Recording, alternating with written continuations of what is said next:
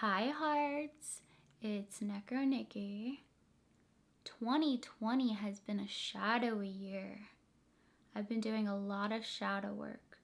For me, that's traveling back in time, being in the moment, even going in the future and dealing with things that no longer serve me or fixing,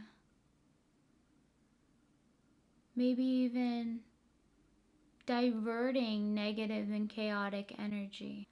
My shadow figure is wearing a wizard cap, or one might say a dunce hat. I'm moving to Indiana soon, and I'm really looking forward to the change in 2021, although I've actually enjoyed myself in 2020.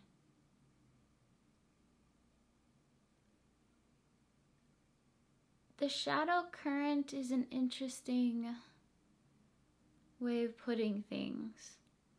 Sometimes I get asked, what currents do I work with? Why not work with them all? Why not be connected to all energy? But I see what the question really is. I like to work with death energy, chaos, shadows, even the light side of shadow. Like, some shadows have a light side. My shadow that lives in my door does. The shadow that lives in my door protects me. Some spirits, demons, beings, they like to be in the door because they can jump into people, whether on the top of the ledge or inside the door, where the person just walks right through them. And some of my shadows are going to come with me actually when I move. I know Zora is for sure, the shadow I created. And I have so many different altars. Even when I'm gone, there's probably going to be a lot of paranormal activity. Azazel has a legion of shadow goats. Random, but not really. Not too many people know about those spirits. But one of the shadow goats is actually here in my apartment right now. There are different ways you can work with shadow energy to your favor. You could do hexes for protection, manifesting what you need. The list goes on. There really aren't any limits. Try experimenting with it. Also, it seems as though novices like to ask, what book should I be reading for this? What ritual should I do from this book? What book should I be reading for that? And books are good. I have a lot of occult books, but that's not the basis of my knowledge and magic. Because if I'm focusing on so many other books, I'm focusing on someone else's magic. I'm focusing on someone else's gnosis. And although it widens my perspective, I challenge you, if you feel that you're, focusing on rituals that other people have created or other grimoires that aren't yours, try to give yourself a few days, a few weeks, maybe a month of trying your own rituals, creating your own rituals. Focus on what you're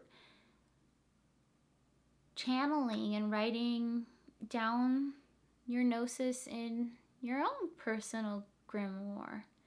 Because once you start doing that, you're going to realize that those are the most powerful experiences. The most powerful rituals I've ever done are rituals that I created completely on my own. The most powerful gnosis that I've channeled had zero influence from another human being. It was from my guides. aliens, demons, angels. And the more you work with your black star self, also known as your higher self, and your personal guides, focusing in deep within yourself, then you're gonna really have less questions and you'll be able to get your own answers. It's really rare. You know, I have a lot of friends that are in the occult community. It's really rare that I ever ask anyone in the community a question on how to do something or what they think, as far as when it comes to my magic, because my magic is very much my own. I don't like rules and I don't follow other paths. Like, I'm not into the tree of life or anything like that.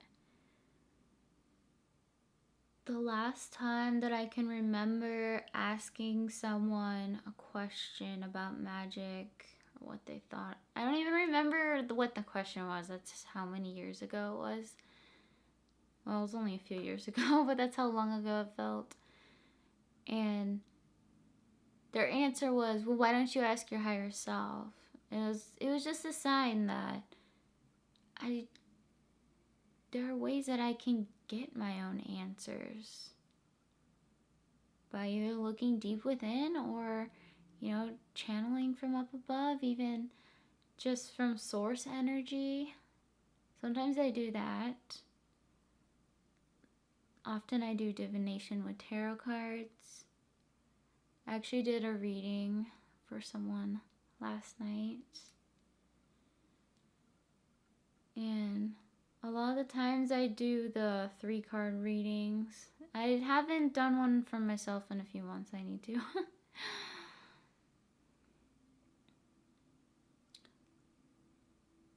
Another thing I need to work on myself is writing things down.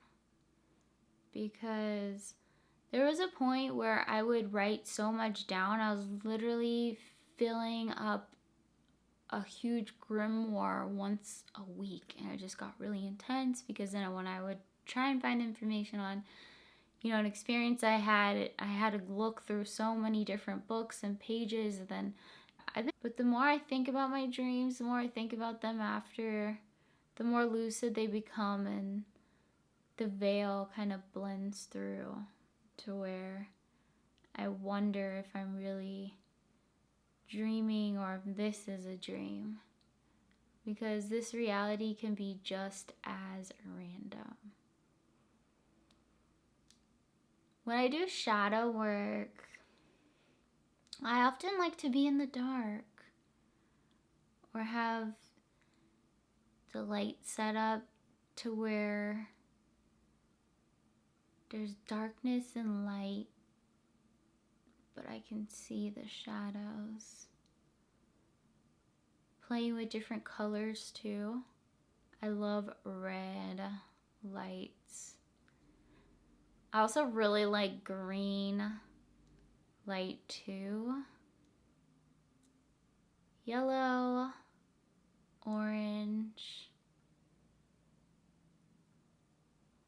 So, thanks for spending time with me.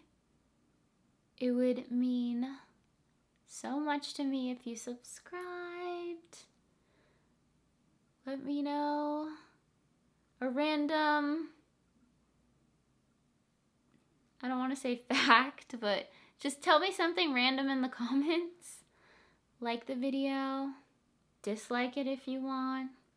Either way, it's good. And check out the description below. You might want to see where you can find me on the internet, such as Instagram. And if you have any friends that are into the occult, show them one of my videos. Maybe they'll get interested into it or dive deeper.